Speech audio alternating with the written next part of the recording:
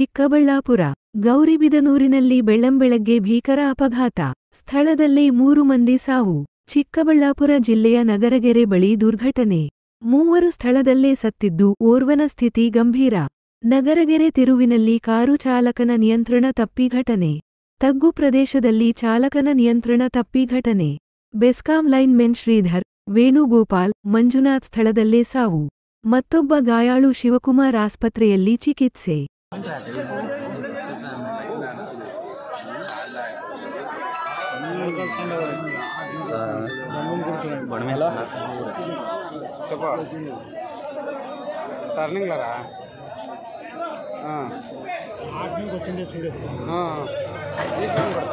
turning శాతపల్లి leads ముందర పోతున్నట్లే